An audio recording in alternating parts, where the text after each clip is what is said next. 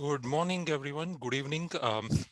My name is Yash. Welcome to our webinar on GSL tips and tricks. We'll get started. I'm going to share my screen.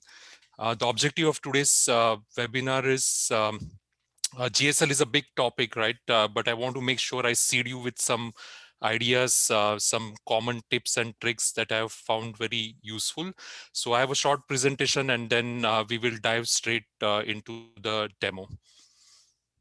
Let me share my screen and get started.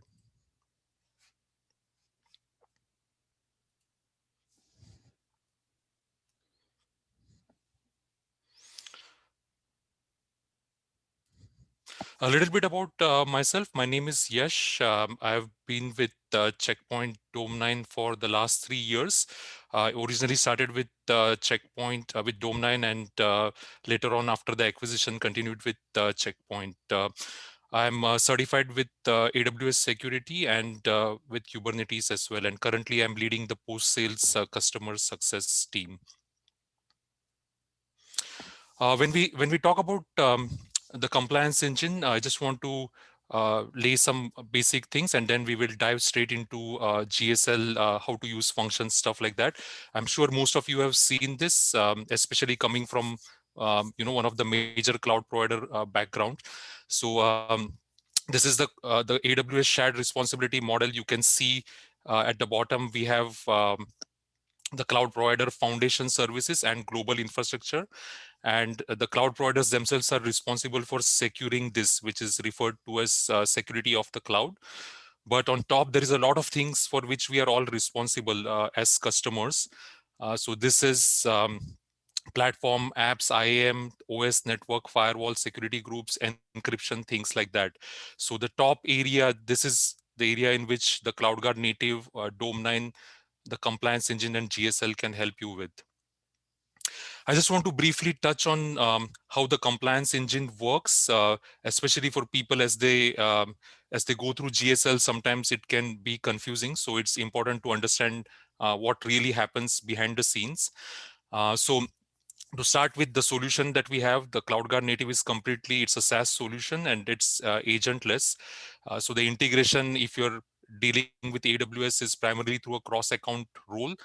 You give us you let us know the role name, you attach a policy to it, and we use that policy, we assume that role, and we start collecting all your metadata.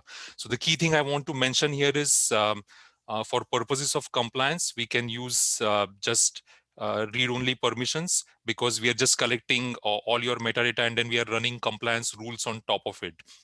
The main thing here is we only collect your cloud configuration information. So for example, if it's an S3 bucket, we will just collect the bucket attributes. We are not going to look at the actual objects, what they contain, stuff like that. Same for EC2 instances. We will look at the configuration of that specific object. We are not going to look at actual workload for compliance engine purposes. Once we collect the values, they become the source of truth, and you can run rules on top of it. And the rules are written in a language which is called as governance specification language, or GSL. So one thing I want to mention here is we should talk a little bit about the compliance engine jobs. Um, we have um, we have two sets of jobs. We have scheduled fetchers. These are actually microservices that we use to fetch all your configuration or metadata, and they run behind the scenes. We don't fully expose those to you because we have to strike a balance. We want to make sure we collect the most current information, but we don't do it in a way that will overwhelm your control plane. So we have that schedule behind the scenes. We will run that for most purposes. Most of the objects we will collect within 5 to 10 minutes, but for some complicated things like IAM policy and all, it will take slightly longer. So this is one set of jobs. The other set of jobs are kind of triggered by either the user or by the system, right? This is someone running a compliance report through the UI or API, or it could be you have set up some rules or some rule sets for continuous posture scan. right, which runs on an hourly basis. The key thing here is this two set of things are completely independent, right? So when you run a compliance report, we are not actually fetching data at that time. The data fetch has happened in a previous cycle already based on the scheduled fetchers. This is important because what it means is there will always be a little bit of lag between when you make a change on the cloud platform and when that shows up within the CloudGuard native portal, because the fetchers have to run behind the scenes.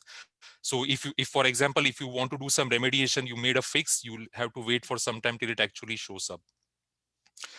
Just an example, this is, we will take a dive into the product, but we have like a GSL rule builder that will walk you through, that will help you kind of create new rules and also visually guide you through the process of building new rules, which is very, very helpful. I want to take a dive into the product now. What I have done is I have categorized or come up with a few tips and tricks, right? Some things that I have found very useful while building new GSL rules. So the way I want to do this is we will. It's a huge topic, so we will of course not be able to cover all. But I want to highlight GSL functions which are very helpful, and then some common techniques that I have found. And the way I'm going to do that is we are actually going to dive into the product. We are going to look at the rules, and we are going to understand the features that it highlights.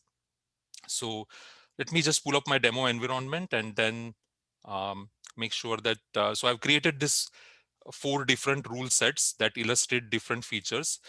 And then let me walk you through that, and we will understand what they help us with.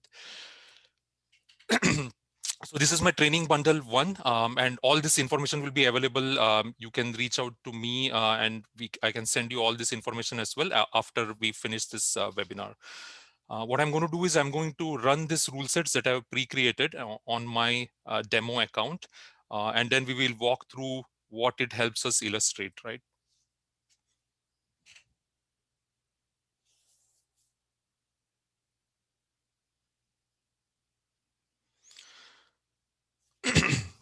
So let's give it a few seconds till it runs and generates the report.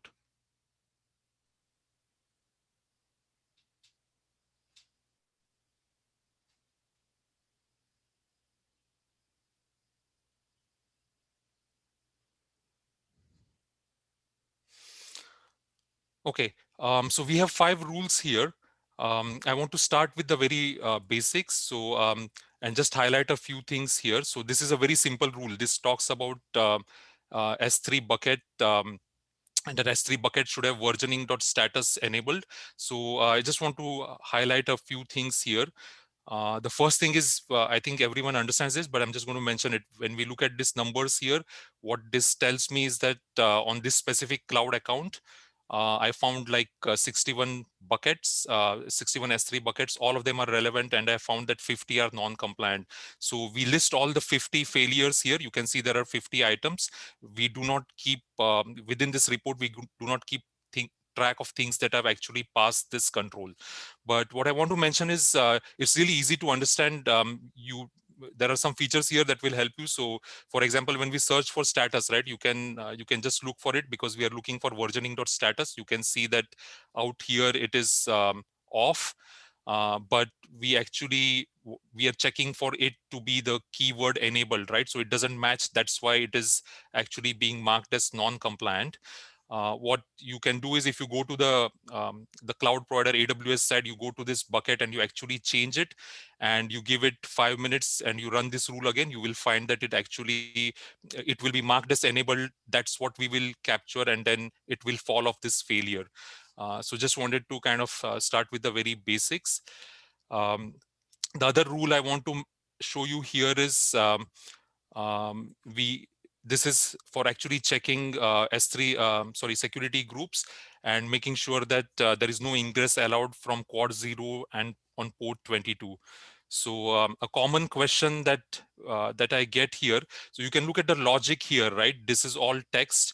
It talks about the description, the remediation, things like that. But the key thing here is this GSL logic. And what I can see here is we are checking for the inbound rules within GSL, and we are checking to see if it has got quad 0. But notice how we have written the logic here, right? The port is less than equals 22 and port 2 is greater than equals 22. The reason for this is, I just want to highlight that when we create this entity, right, we have modeled the security group. We have two attributes there. We have a port and we have another attribute called port 2. The reason for that is we want to be able to check range rules as well. So we have paid a lot of attention to the way we create all these entities, right, to make it easy for people to query and write this type of rules. So in this case, if it's a single rule, we put both port and port 2 as 22. But for example, if you had like port 0 to port 100, right, you could port 22 is still included, and we would be able to capture that by using this syntax as well. And then if you want to understand why a failure happened, you look at the preview of the entity, you look at the inbound rules, and you can see that out here we have, this is a single port rule, right, on the AWS side. So that's why both the port and port 2 are marked as 22, and that's what we are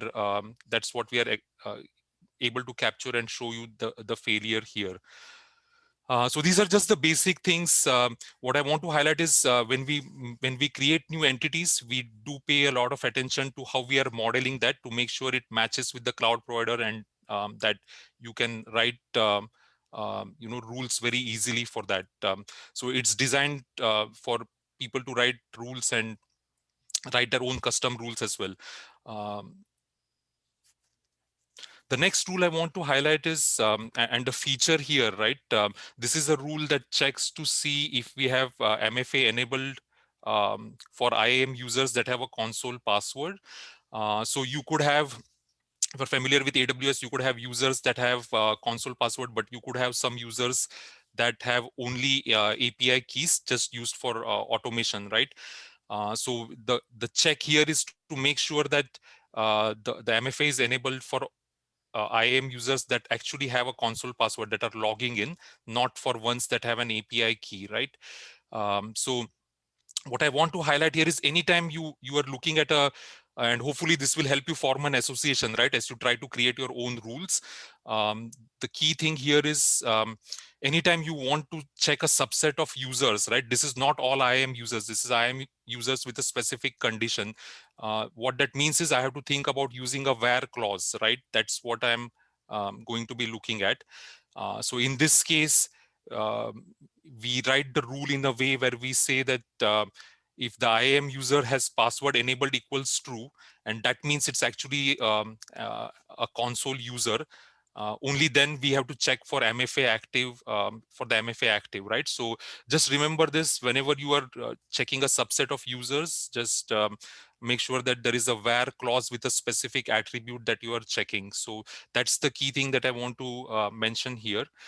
And if you look here, you can see that it will also be reflected in this results. So in this case, you can see whenever you use a where clause, you will filter users, right? So in this case, on this cloud account, I have 11 users, out of which only 8 are relevant.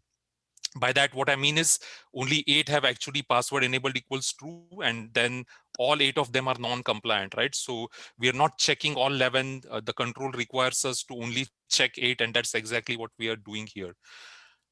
So I'm going to just show you here. This is one of the training, the users that I created for this, and you can see it's easy to, if you check for password enable, you can see that it's true. So that's why this was a relevant user, right? But then if you check for MFA active, you can see that it is not, it will not be enabled. So you can see that it's false here. It doesn't meet our control. And that's why we mark it as a failure and show you here. So remember using where clause whenever you are targeting a subset of the entity for any of your controls. The next thing I want to highlight here is what I refer to as as massaging. So in this case, the control here is it's a very common control that most security teams will have to implement, and that is removing unused security groups, right? So in this case, unused means it is not attached to any of the assets within AWS. Commonly, a security group can be attached to EC2 instances, load balancers, stuff like that, right? So what I want to highlight here, and I will show you this in the entity, um, we have made it really easy, because when we designed the security group entity, we have built an array called as network asset stats. And within the network asset stats, we keep track of all the associations, right? So we keep a track of all the different entities to which a security group can be attached. And we keep a track of the count of how many such assets we have the security group attached to. So I think it will be more easy if I show you this. Out here, I see that there are 99 security groups. And again, because there is a where clause, we are only checking for non-default security groups. Only 73 are relevant. And of those, 59 actually don't meet this control. You can see the list of 59 failures here. But let's take a deeper dive into this. Let's understand what this network asset stats is, and better understand what I'm trying to convey here. So if you look here, this is a specific security group that I'm looking at. And you can see that within the network asset stats, let me just expand. You can expand all if it's a hierarchical object. So use this. And if you go down, you can see this network asset stats. You can see that we keep track of all the different type of objects, right, to which a security group can be attached.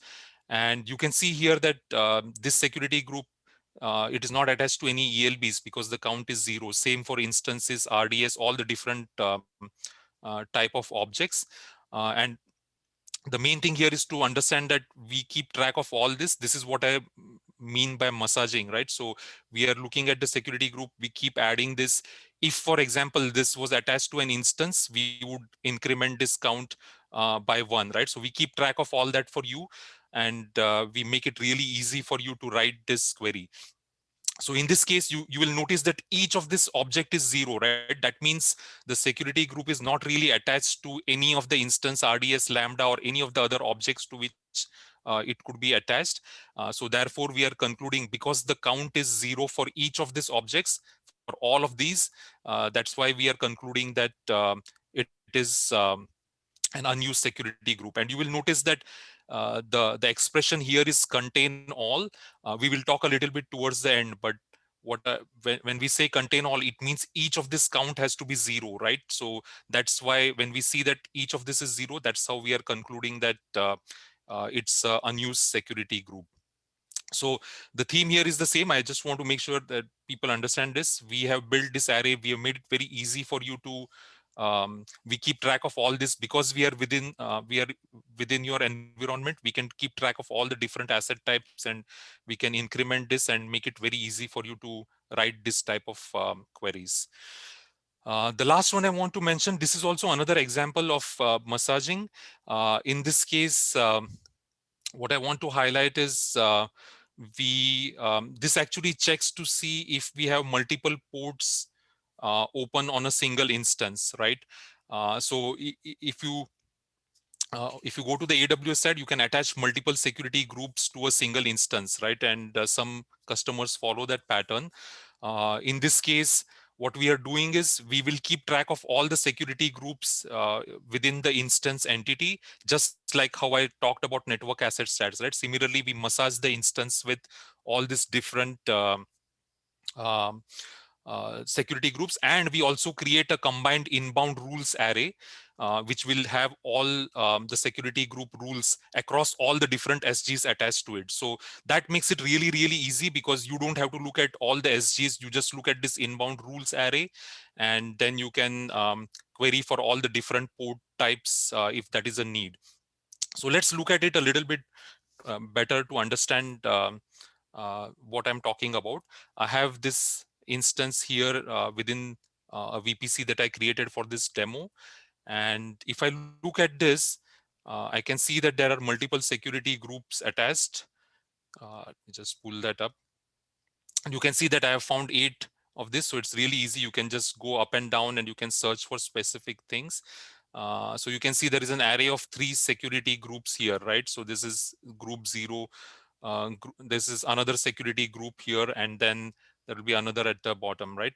But what I want to highlight here is instead of having to query each of this, what we have done is we just have a combined inbound rules array, right? And that makes it really, so this inbound rules array includes rules from all these different security groups. And so that's again an example of how we have made it really easy for people to write rules and query on, right? So this is the beginning. I want to make sure people understand. I think just to summarize, with this training bundle, I think we understood a little bit on how to search, how to understand these rules. We have an example of how to use the where clause, right, to restrict your rule to specific entities, right, which meet a certain criteria and not to all the entities. And then we have a few examples of queries which use massaging, right, wherein we keep track of all the different attributes and attributes of other entities within a specific entity, so that we can make it easy for you to kind of query this. So that's the stuff that I was talking about. We covered this within the first demo. We have looked at some examples. We looked at the massaged entities. We looked at the where clause, stuff like that. Let me move on to the next part. Sorry, just got to get that. So the next thing I want to cover is we will talk about this here, and then we will go to the demo, and we will understand the rules and understand how this works. But these are again, my hope is, I can form some associations in your mind as you look at some common patterns that you want to implement, right? You can look at leveraging these functions. So the objective of the GSL function is not for you again to query. We don't want you to write complex logic within the GSL rules. So some of the checks that we do are abstracted within these functions, and we have a huge list of functions. We are not going to cover it all, but I just want to make sure anytime you think about some complicated logic, right, first think about can you use a GSL function that exists for this purpose, right? So the common functions that I want to highlight, and these are common things that you will encounter when you write your own GSL rules. One is sometimes you have to check whether certain objects are null or if they exist, right? So for that, we have a GSL function which is empty. Sorry. We have another function called length, right? So this returns a length of a list. The common use case here is you will have, for example, many AWS things have limits, right? The security group, for example, have I think an inbound rules are restricted to 60. Some are soft limits, some are hard limits, but you can use the length function to check if you are, within limits or close to reaching the limits, right? You can think of that. You can build like an early warning system for your company if that's what you desire. So you can check different length attributes. If the length is 60, maybe you check at 50 and you get alerted.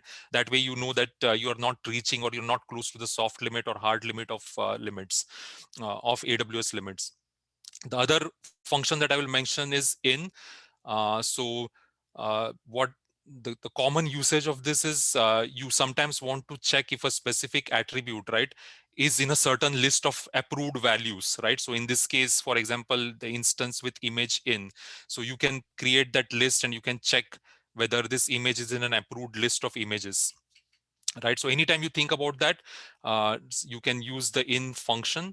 And we will also look at some optimization. These are hard coded, but we have so for here the AMI IDs are hard coded, but there is a way to kind of do it much better and in a different way. um, I will also mention this. Although this is compliance, right? The product Dome9, it evolved more from a network security background and evolved into what is CloudGuard native today.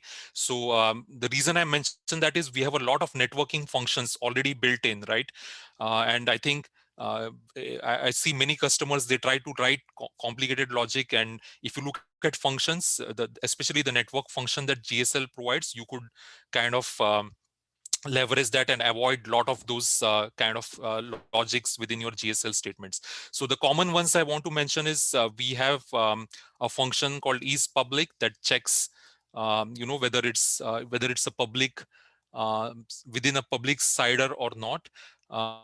And so in this case, when we say is public, we are referring to just the IP addresses, right? Not whether it is public access or not, but whether if the IP address is public or not, just that component of it. And then we have other functions as well. There is a function called number of hosts.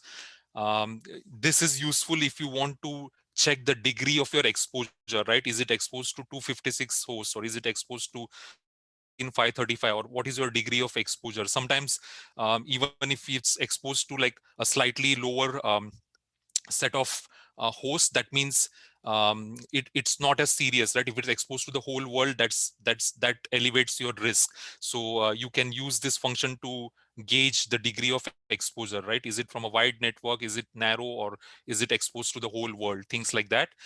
And then there is a function called contained in networks, right? So this text takes a list of CIDRs and checks if an IP or CIDR is contained in it. So for example, you may want to allow your bastion host to be connected only from certain IPs, right, which are your network IPs for your company, right, but not from all the IPs across the world. So keep in mind, we will switch to the demo, but anytime you are leveraging, you're thinking about any networking stuff, exposure of host IPs, we have a lot of functions. These are just a few that I'm covering here, but you do have access to a wide range of GSL functions in this domain. So let's take a look at the demo, and then we will understand better how this actually works.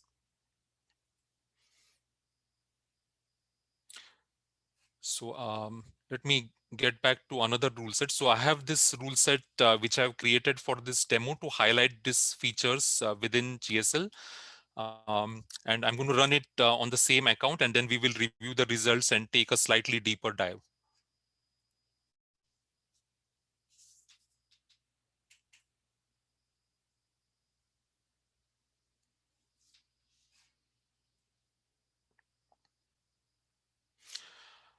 Okay, so let's start with the non-networking first. I think let's look at this rule here.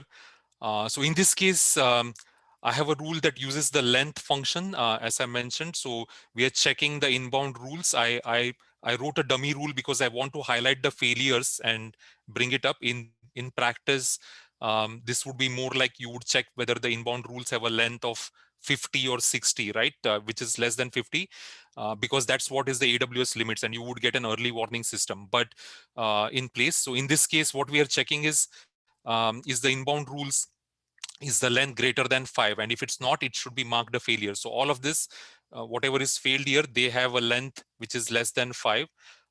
Yeah, and so you can look here, you can see that the inbound rules, it's just one rule because the array size is 1, but we will keep track of this length. And as I mentioned, the most common use case here is I can think of limits on AWS as one example of where you can check length. So that's what I was trying to highlight. The next one I want to mention is we talked about the is empty, right? So a common best practice is you want to have your default rules to be your default security groups to be empty for both inbound and outbound rules, because you should create specific security groups that reflect your network setup, right? So the best way to check it is you can instead of using null or stuff like that, you can just see if the inbound rules array is empty and outbound rules array is empty. So anytime you're checking for null, empty, things like that, this is the best pattern to use is to use this is empty function. And then I'll again highlight here, these are all failures, meaning at either the inbound or outbound rules is not actually empty. So we'll just look at that to confirm and make sure that it's working as expected. You can see here that for one of these failures, we have two rules here. So doesn't matter what the rule is, but there is, it's not empty like the control requires. So you can see that there is stuff in it. But the pattern here is anytime you think of checking for null or stuff like that, that's something that you should use the is empty function for it. The next one I mentioned is the use of the in function. So this is when you want to check whether a specific attribute is in a is in a range of values that are allowed, right? So a common use case here is, most companies will have a standard, right? You will have a standard for approved images in your environment, and then you can check to see, the way we track that is, for an EC2 instance, we have an image attribute, and that's where we will have the AMI IDs in it. So you want to make sure that the image is in a list of your approved images, right? And that's what we are doing here. So in this case, you can see that for this instance, the control requires me to have specific AMIs, in this case only two, but if I look here, I can see that the image attribute here is different than my list of approved images, right? And one thing to notice here is, this is, we are talking about the function here, right? So that's why I wrote it in this way. But we have new features that will allow you to actually remove this hard coded values, and you can create like a generic list. We will talk about that towards the end, because that's a part of the best practice. I just want to, because we are focusing on the function, I didn't mention it, but I didn't include it in the logic here. But you could move all this individual hard-coded values to a list and reference the list here, which is the correct way to do things. And that way, whenever if you add a new approved image, you don't have to change the GSL, right? So we will talk about that towards the end. But just wanted to mention that. So this covers the non-network functions. We talked about the networking functions, right? So let's look at some of that and make sure that we understand what it is. Uh, so we'll start with the simpler ones.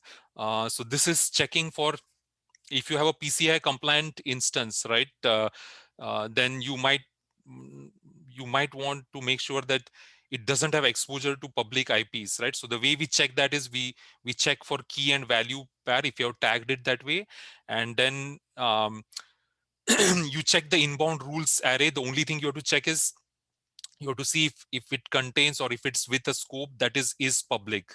So this will make sure that if any of the if any of the public IPs are accessing it, then it will be flagged off as a failure. So if we look here, we will look at the inbound rules, and we will see that at least one of them will have, you can see here, the scope is not one of the RFC 1918, it's actually the whole world, right? So it's kind of the worst case scenario, it's exposed to the whole world, but this doesn't match is public, and that's why it's being marked as a failure. So the function is checking each of the scopes for all the different rules, and if even one of them is public, then it will actually mark it as a failure. So that's how you leverage this function, is public. The next one we talked about is the contained in networks, right?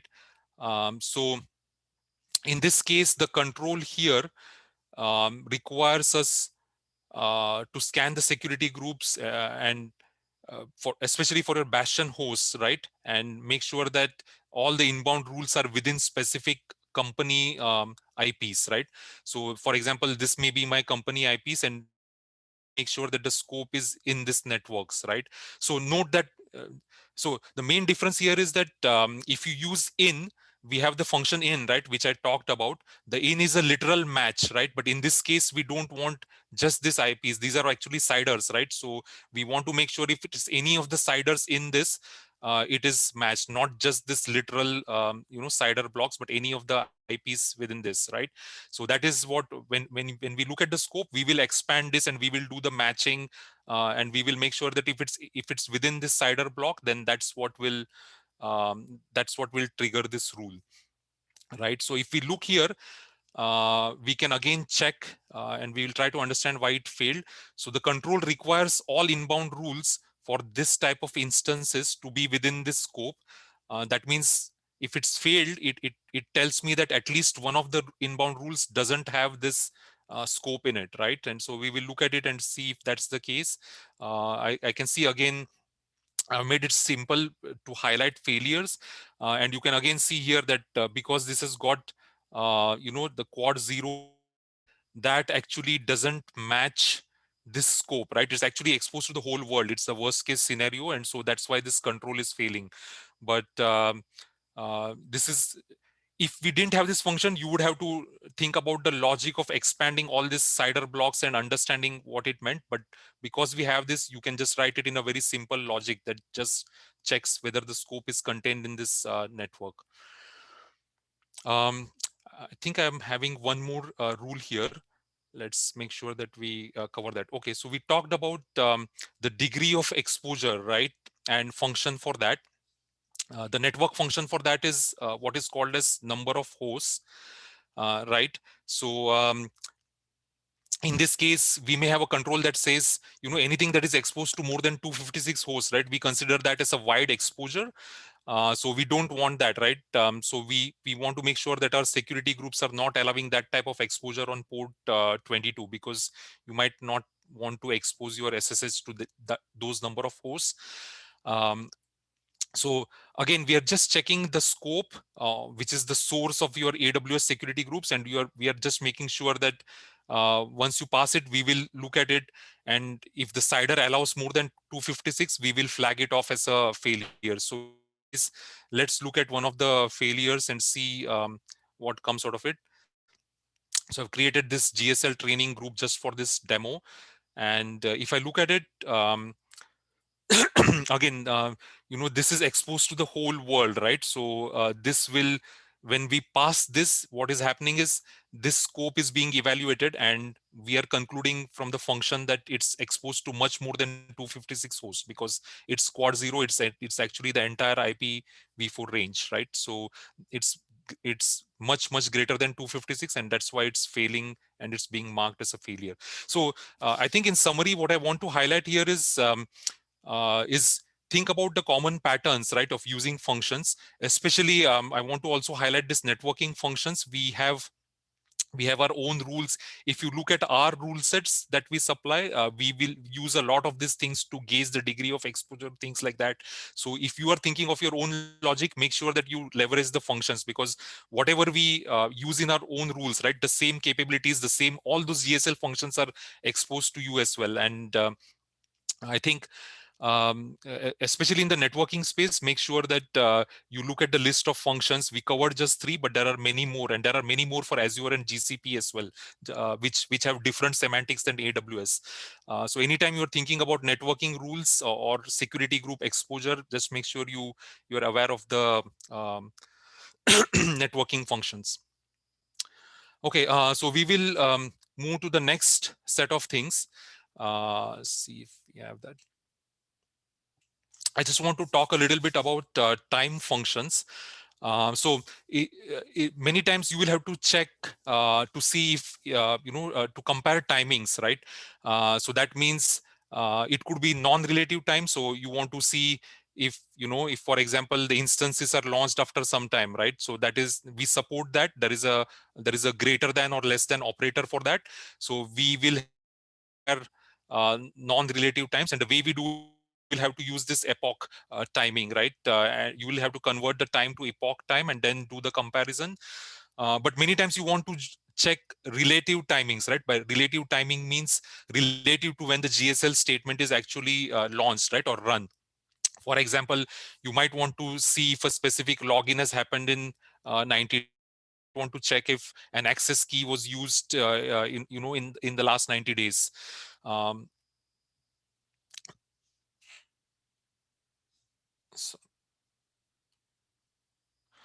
so yeah, and then you also might want to check if your controls sometimes require you to remove users or access keys that are not in use for certain time. So all those things, whenever you think about that, remember there is GSL time functions to help with this. There is a function before, there is after, and there is non-relative time, which we will see. So I'm going to launch straight into the demo. This is more easily explained if we actually look at this controls and understand how it works. But the key thing and the key message I have is anytime you are looking at comparing time, make sure you leverage this GSL functions. So let's look at the demo here and see how that helps us.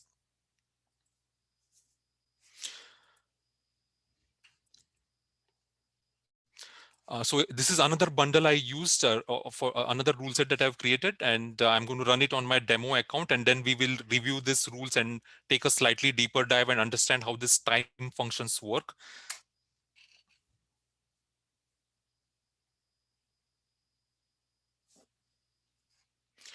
Okay, so as I mentioned, there are two things here, right? One is non-relative time. So in this case, the control, I just made this up just to highlight the failures and to explain this concept. So in this case, we want to see a fixed time, right? We want to make sure that the instances are launched before this. This is not relative. This is a hard-coded value, right? It could be that I'm just interested in knowing what happened out at this date because there was some issue or stuff like that. So the way to use this is we just use the greater than, less than, or equals, right? And that's the operator that we use here. And the way I arrived at this value, right? This is the epoch time. So you have epoch converters, and you can just code this timing, and it will give you this epoch value. And in this case, you can see that we want it to be launched um, before a certain time. So you can look at here, you can look at the failure here, and you can see that the launch time was, because it's failed, it's before this date, right? So it's October 14th, but I'm requiring the control to be, it's actually after, sorry. So it should be, yeah, so it's showing me all the instances um, that uh, that were launched before November 1st, 2019. So this is an example of the non-relative time. This is a specific time. Um, and out here, you can see the use of the before and after functions. That these are all relative. So if I'm running the GSL now, this is the function before. This means we this is 200 days before today, right? That's what I'm trying to say here. It's not a fixed time like we had above. So in this case, uh, we want to identify instances launched in the last 200 days. And you can see here that I have used the before function and just supplied, you can use days, hours, or minutes, whatever works. But in this case, I've just supplied minus 200. And you can see here, if you look at the timing, I'm looking at, I think, launch time. So if you search for that,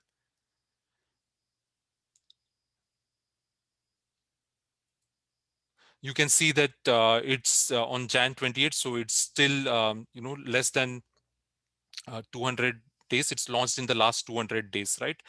And then the last one I want to mention is within the time function is the time function after. And in this case, for example, the control says that uh, I want to identify who has logged into the last 90 days, right, in the system. So the logic I'm using is I'm tracking the password last used, and I'm making sure that it is actually after 90 days before today, right? Slightly complicated, but when you look at it, you will understand it better. So in this case, it's actually the worst case scenario. I'm not ever supposed to log in with the root account, but I am to illustrate this failure. And if you look at the password last used, you can search that, and you will see that the dates are if you look at this, I actually logged in like a few weeks before, and it's tracking that, right? So this is how you use the before and after functions. I think commonly what I've seen is this is used mostly for either users that have that should not be on the system. Most companies will have controls that say if you are not logged in for 6 months or 3 months, you should not be on the system. You should be deleted, or the access keys should be deleted and stuff like that. But anytime, the fundamental concept I'm trying to make sure people understand, right, is the use of the time function. So anytime you think about time, make sure you leverage the GSL time functions.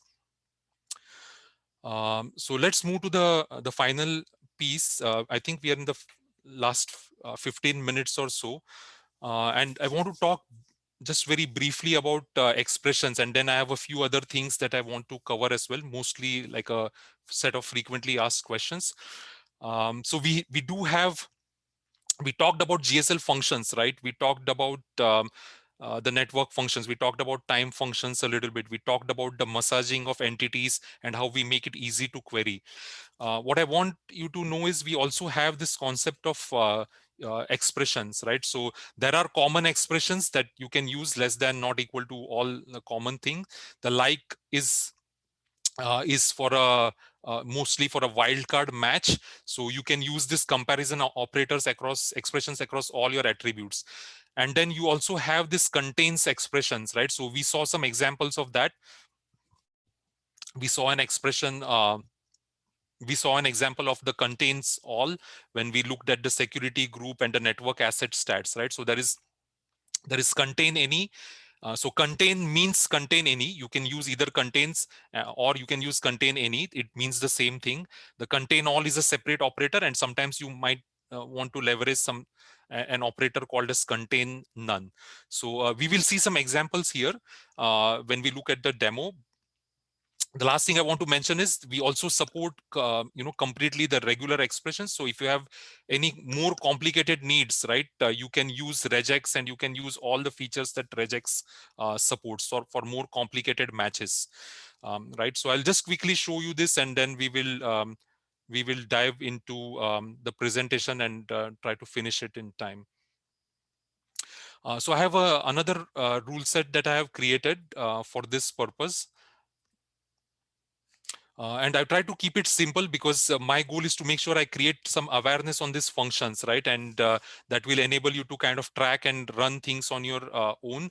But it's good to at least know that these features exist, so you can kind of look at it and try to leverage it in your own rules.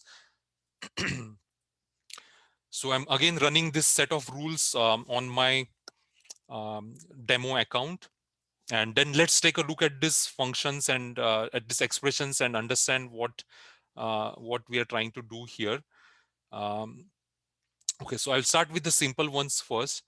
So in this case, I'm trying to use the the expression like.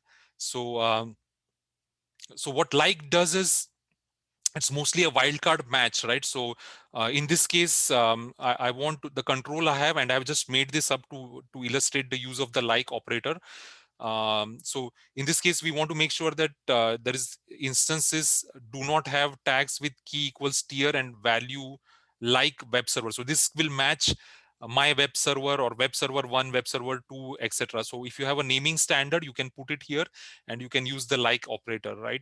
So in this case, because it's not, I think I either will not have the tag or I will not have the value, right? Something like that. So see if let's see how we have it. So in this case, let's look at the tags and see if we have any here. So we do have tags, but none of them have um, so when we look here,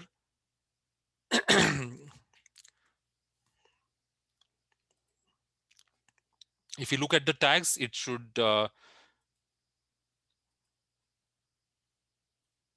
right.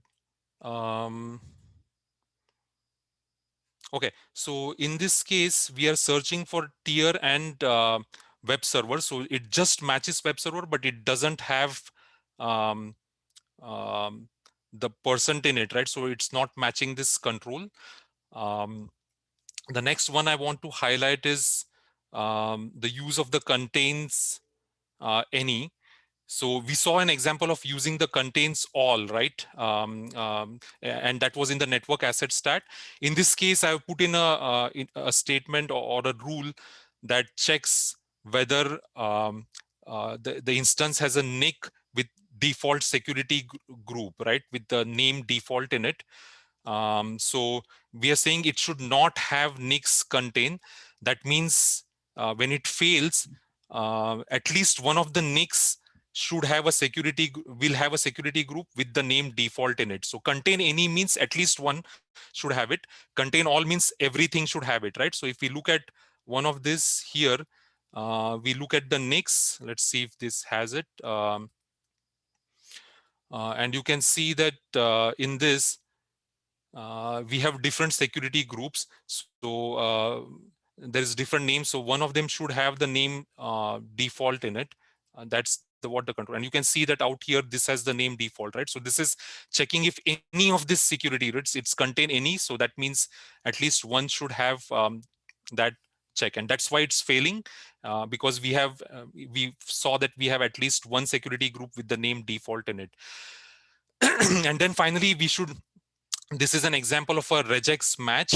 So if you have specific naming standards, right, we will allow you to check for those controls, and we will allow you to check for regex match. It has to be escaped with this slash and this backslash, but you can check any of the standards supported by the regular expressions, right? And you can see in this case we are checking if the name matches this pattern, but you can see that these are all the failures because the names are what we see here. They are not actually matching this specific standard.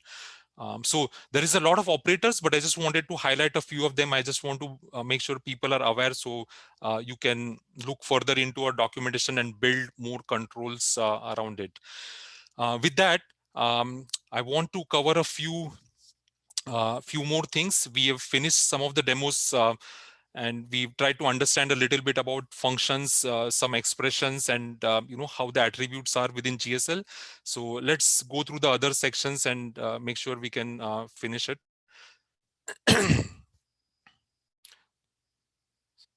So we covered the time functions, we covered expressions. So I think this is one thing I wanted to highlight. We talked about if you look at GSL, a lot of the feedback we received, right, is you need to hard code values in it. We saw an example of that when we looked at the rule which talks about the image and the image IDs.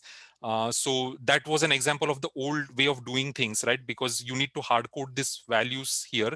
But what we have supported in the last year or so is you can create what is called as a generic list, right? So I haven't I don't have a demo for this, but it's really simple. You create this custom resource of type generic list. Let's call it approved AMI list, and in that list you can create all these values, right? You can create this in it, and then you can write a simple GSL which is like this, which just which just references this list name.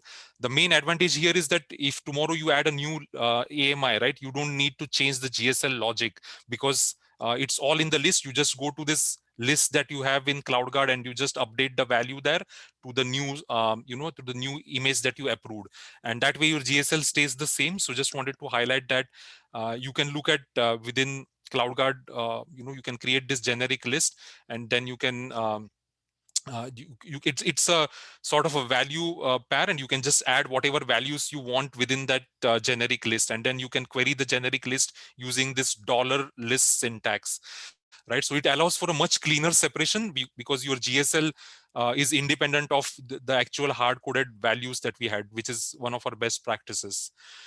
um, I just wanted to highlight a few other things. This is what I've commonly seen when I get questions on GSL. So the question is, people want to know if some entities are supported, right? And the best way to look at this is if you go to this here, you can go to the GSL builder, and you can see all the different so you can see all the different entities that we support here, right? These are the lists, and we keep it constantly. It's a constant catch because as the cloud providers introduce new things, we have to catch up with them. So before you know if you can write rules or not, you should check if the entity exists, right? These are the lists that we support for AWS. We have similar things for Azure. These are the Azure entities out here that we support, and same for all the other cloud providers. We have GCP, and we have also launched Ali sometime back. So if you want to know which entities are supported, look at this list. It has the current values in it. Once you click on an entity, I should mention this here. So if you look at AWS, right, if you click on this, you can also see this is the object model for, I'm choosing API gateway. You can see all the different attributes that you support, right, that we support for this entity. So sometimes either the entity won't exist or it may exist, but the attribute is not being fetched, right? So in that case, you can reach out to us. We will work with the product team, and we will prioritize your ask as well, depending on what all customers want. And we constantly actually try to keep up to date, but we also rely on customers to give us feedback on what they are looking for. Uh, the other things I want to mention, so uh, I talked about this, right? If you make a change on the cloud provider, right? Let's say you are evaluating rules, you find something is non-compliant, you go to the cloud, you change it, you will see that there will be some lag, because as we know, there are fetchers in between. Once the fetchers run, you will see the data current and it will fall off it. So especially people who are new, sometimes they make a change and they don't see it reflected. It will take some time before it shows up. The next one is, um, this is about the hard coded values, and uh, people want to be able to reference a list. The list can be of anything, right? It could be a list of ports. We talked about this. We talked about the list of images, but you don't need to hard code values. You can use a generic list, like I mentioned, and it could be a list of anything. It could be a list of port. It could be a list of IP addresses. Anything that you want. It's just something that holds values in it. The next one I want to talk about is, people want to look at past entities. So within the reports, you can't do that. If you run an individual GSL, we have allowed you to do that now. So you can look at both the past and the failed entities. But if you create like a rules set and you run with it, we will only keep track of the failure. And the reason for that is we expect the failures to be a lot less. So it's just a matter of managing data on our side. So there is, within the reports, there is no way to look at it. But if you run an individual rule, you can definitely look at both the past and failed entities. We talked about time series, time functions, but this is another common question, right? Can we look at previous versions of all the attributes, right, for an object? And the answer to this is no. So just to the reason we can do the time comparison, right, is because the time is actually being checked as an kept as an attribute in those entities, right? Whether it is the instance launch time or things like that. But we don't allow you to look at the previous version of the data, right? For example, um, if you change EC2 attributes, right, we will always have your most current attributes within our platform. There is no way for you to figure out what was the previous version, whether it changed, whether it drifted, or things like that, right? So just wanted to make sure that comes across. And this is another common question. So can you compare an entity? So an entity has different attributes, right? We model that based on how AWS has it. So you can compare an entity attribute to a string, but you cannot compare two different entities attributes to each other, right? So just wanted to make sure that comes across. And then another common question is, can you look at external data or make API calls through GSL? And the answer is no, because the purpose of GSL is just to do compliance checks. We haven't hooked it up with other third-party data. Unless we fetch the data and bring it to the entity, there is no way for you to write logic to do that. That's what I'm trying to mention. So we are in the final few minutes. These are a few links that I want to share, and it's also there. If you go to our CloudGuard portal, you can see that under resources, you will find that link as well, right? So this is our posture repository. This is supported GSL, and then this is our compliance content rules as well. So with that, I think we've reached top of the hour. I wanted to thank you all, and thanks so much for joining today. I appreciate everyone's time. Thank you, and have a great day.